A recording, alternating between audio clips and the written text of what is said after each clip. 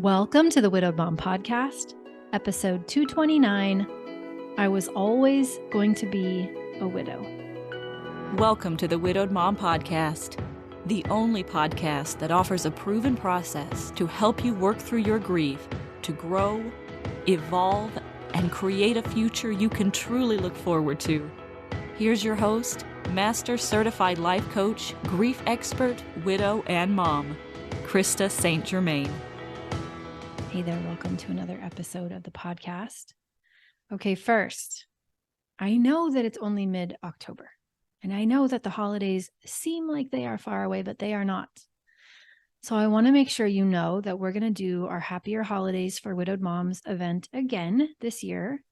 And you can choose, you can do the free version, or you can give yourself a gift and do the VIP version. Either way, that event is such a simple way to make your holidays suck a little less. It's a way to make them easier. It's online. You can do it from anywhere. We record the whole thing. You can watch it in your pajamas if you can't make it live. So go to coachingwithkrista.com/free holiday event, coachingwithkrista.com/free holiday event. Get yourself signed up and we get started November 6th, which will be here before you know it. So I want to make sure you know about that. What is bringing me joy right now is reading podcast reviews. I haven't done that in a while, and I opened some up today. I started reading them, and they make me cry. So I just want to read a couple. I'm not going to cry, but I'm just going to read a couple. So one is from Orange Curry, and they wrote, "Forever grateful. Week 1 into my sudden and tragic widowhood as a mama of 4, I found the Widowed Mom podcast and Krista. This space and place is my rock and comfort. I yearn for even more episodes and insights for new widowed moms. I'm in awe of Krista and the hope that she presents and represents that is possible while being in this unimaginable grief and brokenheartedness. When I can find someone that early in grief, I'm telling you, that makes me happy. That's why I do this. So thank you, Orange Curry. I love you. I'm cheering you on.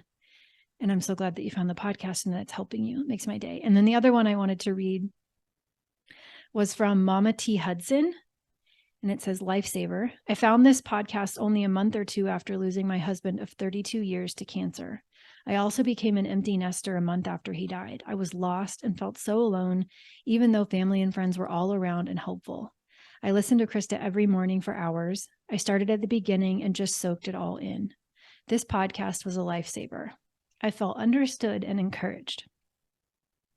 I felt like I could continue on and that it was possible to rediscover myself without my person and create a life I loved. I'm 18 months out from his death now. I'm better, but still struggling, especially in my new romantic relationship. I still listen weekly and get so much out of it. Thank you, Krista." Yeah, right? Like, that's why I do this. And reviews like that, not only do they help other people find the podcast, but I just want to tell you how much they genuinely mean to me. I said I wasn't going to cry. Anyway, okay. That's what's bringing me joy. Thank you for taking time to do that.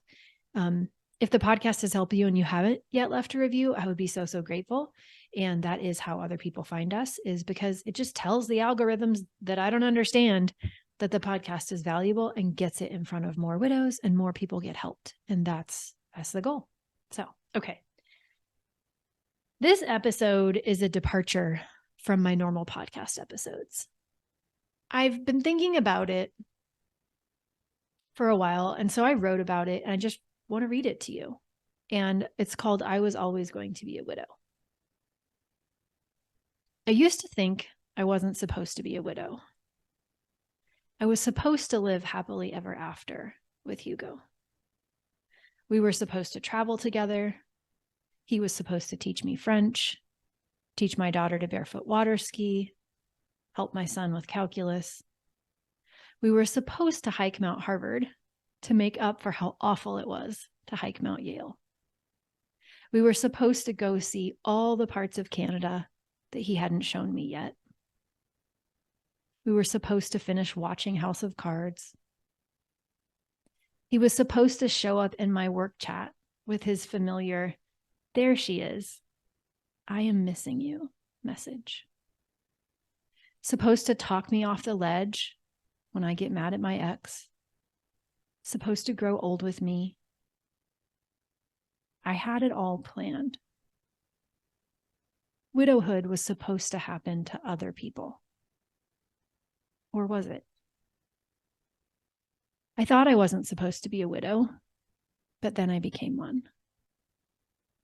I was wrong. I was always going to be a widow.